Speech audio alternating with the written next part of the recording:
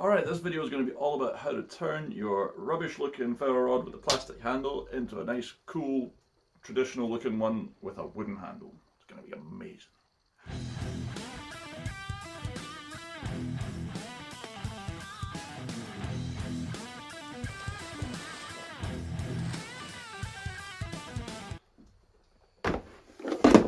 Alright, so before you go ripping your handle off, you need to have something to put on to replace it. So I've obviously got quite a big collection of random bits of wood.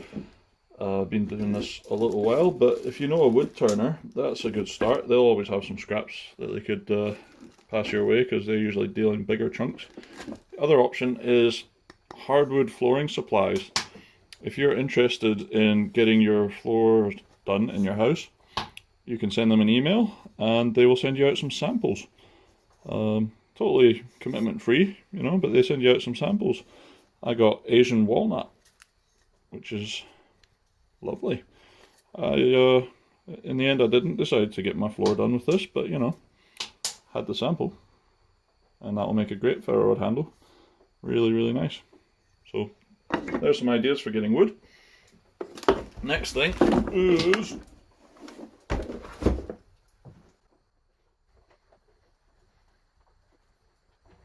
get back here.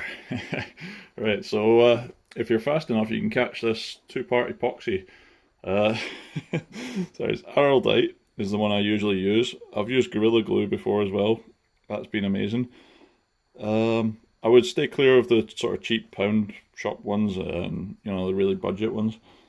It's definitely worth buying the higher quality ones. They last longer and they're just much stronger.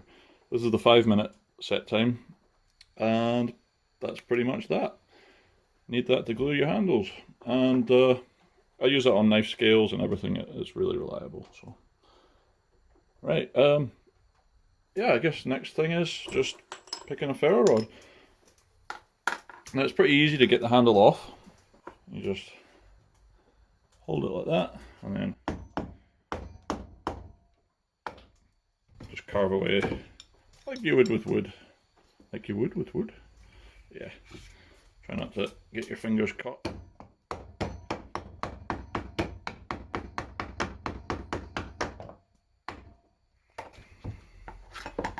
are we doing?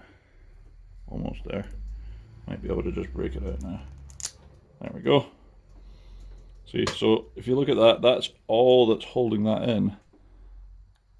Is just maybe 10 mil into a little plastic handle. So you might have your ferro rod all secure with your lanyard and everything, but what if it just pops out of there one day when you're out in the woods? It's yeah, it's quite an important tool. You definitely want it to be more securely attached than that. Alright, so I've decided I'm going to go with the Asian walnut just because getting floor scraps off companies like that is quite easy to get, and it's also a really lovely wood. So I just realised I forgot to talk about the tools we need. So here's some of the things you need for doing this job. The only essential things I would say is you need a drill bit that's the same size as your ferro rod, and you need a piece of wood and your glue. The sandpaper, you know, that's obviously for shaping it. I've got 60 grit, 120 grit, and then 400 grit, but you can just use whatever you've got. And safety glasses, always handy.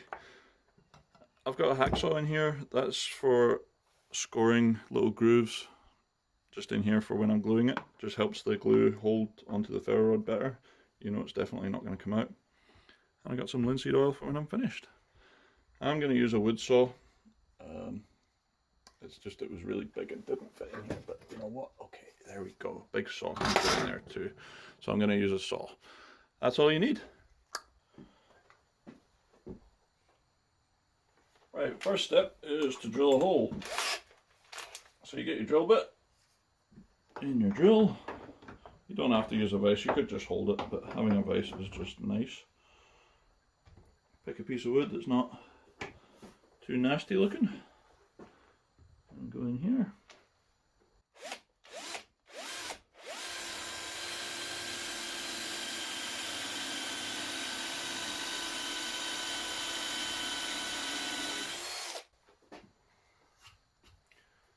there we go. Let's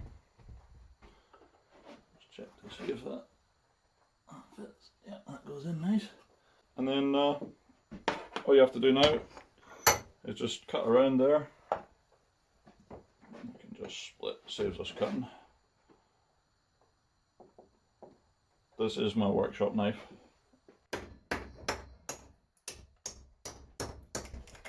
Don't do that to your bushcraft knife. Don't give the video a thumbs down. Right. How long do I want this to be? I reckon. There's no maths involved here or measuring, you just kind of make it however you want it.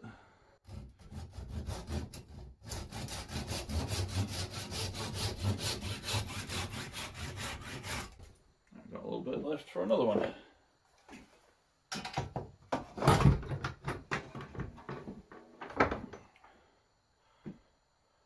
It's looking pretty ugly right now. It will get nicer. So you work out what side you're going to stick in the what side you're going to stick in the hole. Anyway, and then you try and hacksaw very slowly, because if you go too fast, oh, it's not doing it now. Usually it sparks. There we go.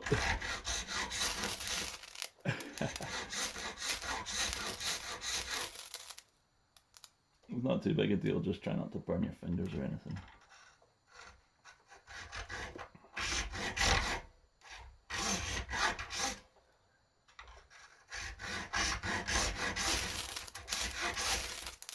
Cool.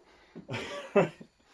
Well, that was fun. Right, so all I've done there is I've just focus. Yeah, I've just scored some wee grooves in there, and that's just so that the glue's got something to grip. It just makes it a lot more secure when you glue that bit in, which is the next step.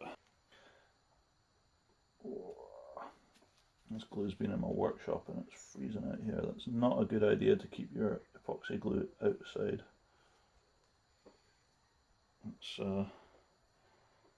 doesn't like being cold. It gets really thick and gloopy.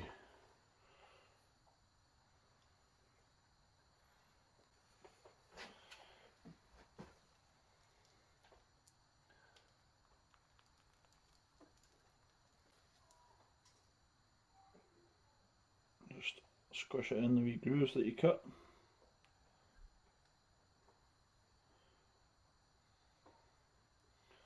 Put a big dollop on the end.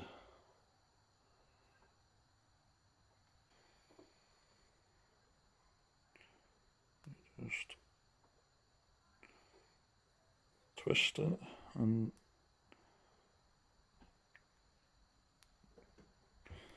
stick it in.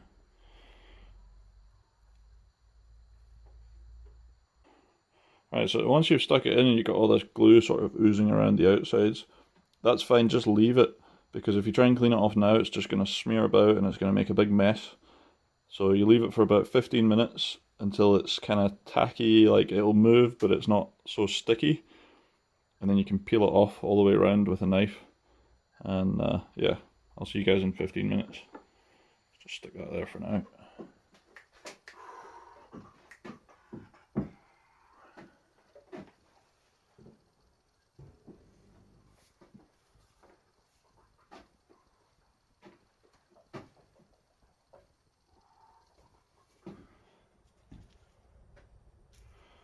Alrighty, so I think we're about there. Like, I've got to the point where the glue is kind of bendy, but I can't pull that stick out. So that hopefully means that this, yeah, just digging my nail into it there, I can feel that it's tacky. So all you do now, so just peel it up.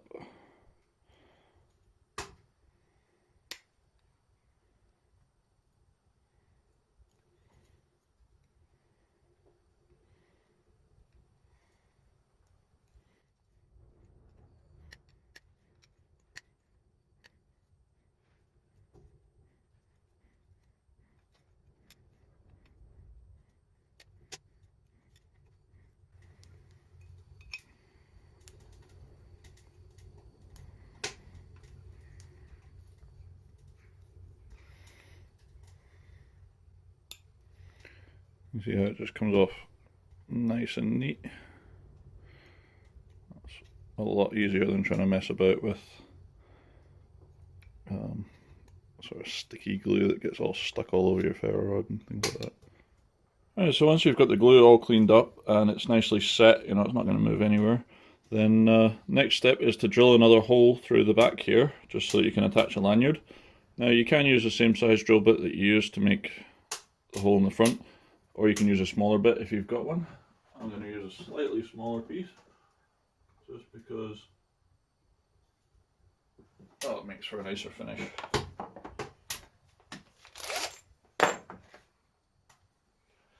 Safety first.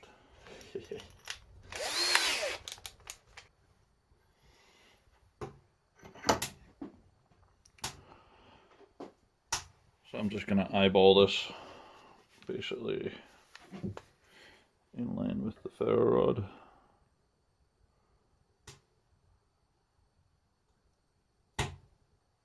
Just to about there.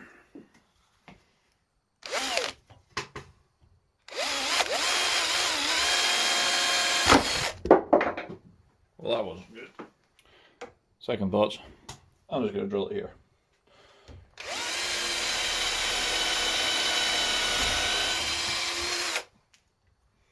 That's one of the main reasons you drill this first before you sand, because, well, little bits might blow out the back there, and yeah, it's also just easier to line up. So kind of gives you an idea, like I need to take more off this side, less off this side. Let's get to it. Now, of course you can do it that way, and it does work, but it's going to take a long time. Alternatively, you can buy these hook and loop backing pads that are, well, you can get them pretty much any hardware store, and they fit onto an angle grinder. And it just makes everything so much quicker.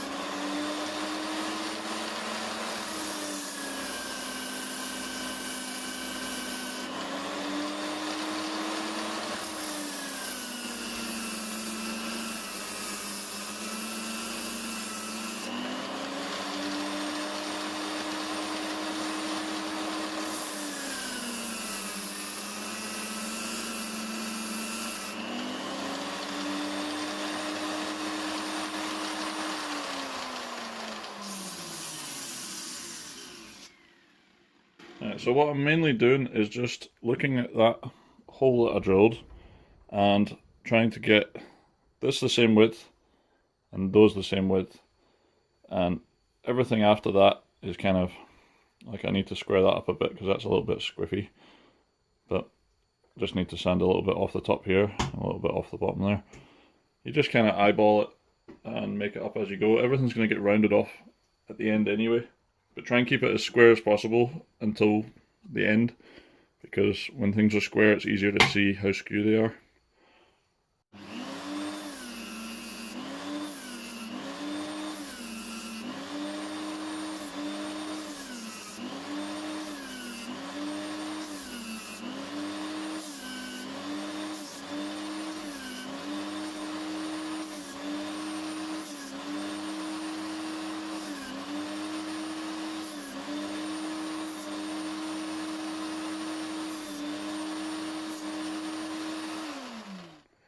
Right, so now I've got to a point where I'm pretty happy with the symmetry. I feel like it's reasonably squared up, and I'm just going to start rounding everything off and making it all nice and smooth. Trying to get as close to the actual ferro rod here without touching it. That takes a little bit of a delicate touch, but again, if you're not confident doing something like this, you can just do it by hand, and it's a lot easier, a lot slower, but it's a lot easier because you're taking away much less in, you know, the same time frame. Yeah, let's carry on.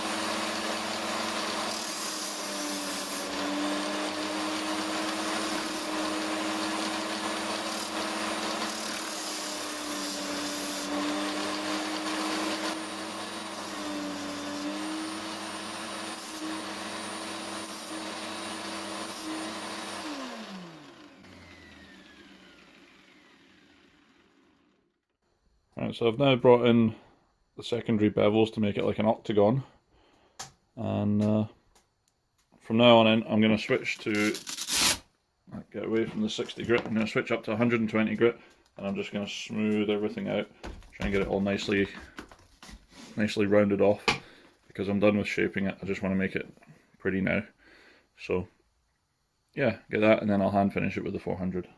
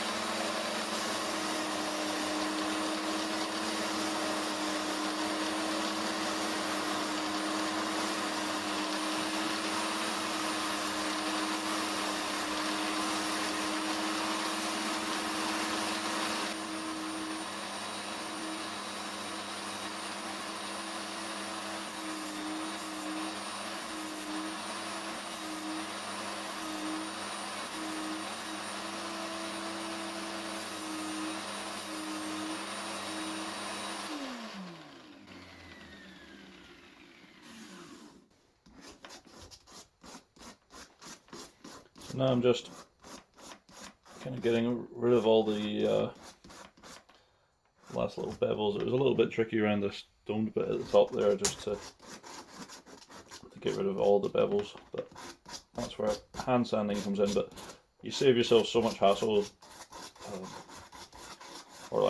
so much time doing it this way, but it is easier to mess up. But if you do mess up completely and you think, oh, that's rubbish, just bash it off and start again. That's the best thing about it. Obviously if you get your ferro rod all scuffed up, well, you should be using it anyway, so it doesn't really matter. I did catch it a few times there, just minimally. You could touch that up with paint again if you wanted to, keep it looking brand new, but I make this thing to be used, so I'm not really that fussed. Alright, and then lastly, in fact, yeah, I'm just going to finish it off.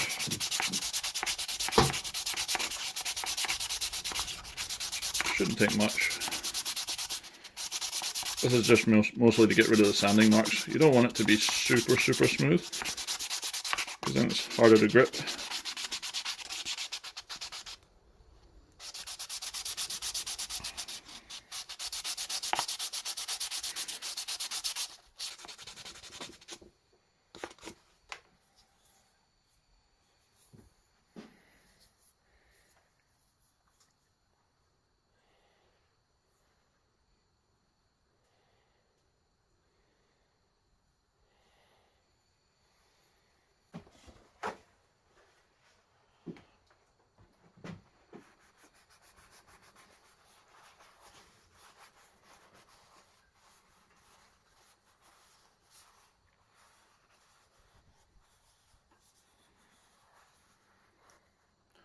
Alright, so there you go. All that's left to do is to put a little lanyard through there, so that might be a bit of leather or a bit of paracord or whatever. Other thing is, if you've got paper towel with linseed oil on it, burn it or chuck it in a fire or something like that, because it can randomly, spontaneously combust if you just put it in the bin. It's not super likely to happen, but it has been known to happen, so I always just chuck them in the fire. Alright, that knife is too blunt, but this one isn't. There's probably a better way of doing this, but when it comes to making cordage, you just kind of go with what you got.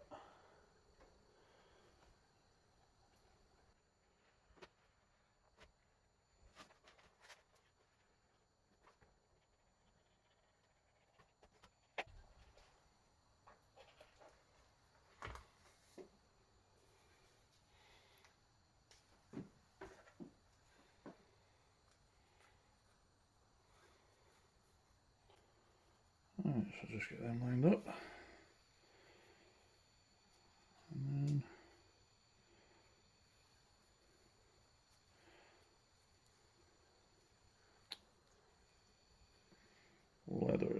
easiest to tie in a knot. I'm sure if you've done this before, you will know my predicament.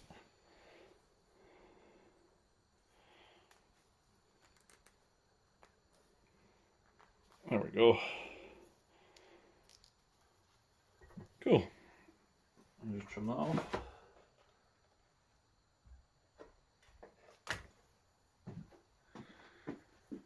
And there you have it. Really nice ferro rod. Much better than the plastic one that we had before, and much more secure. Because you know if you hook that onto your belt or whatever, that ain't going nowhere. Alright, so there you have it. How to do a ferro rod. Yeah, putting a wooden handle on a ferro rod is a really simple thing, and it's also really fun. It's a good way to sort of get warmed up for making your own knife handles and things like that. It gets you used to shaping wood, and yeah, it's, like I say, it's just a fun thing to do, customise your own kit. And you know, if you really mess up that bad that you mess up the whole ferro rod, you're talking a couple of quid. So yeah, just make sure you stay safe. If you're using power tools or anything like that, just be careful. Always wear safety glasses and things like that. But yeah, it's a fun little project. So hope you enjoyed this one. Please give it a thumbs up if you did. Subscribe. I'll see you in the next one. Oh, and on Friday, it's the 5th? Yeah, Friday the 5th of February 2021. I'm going to be getting interviewed by Yankees Outdoor Adventures over in America. So yeah, if you want to head over to his channel and check out the live stream, I'll be answering questions and just having a laugh. So yeah, that should be fun. Hopefully see you there. Cheers, bye.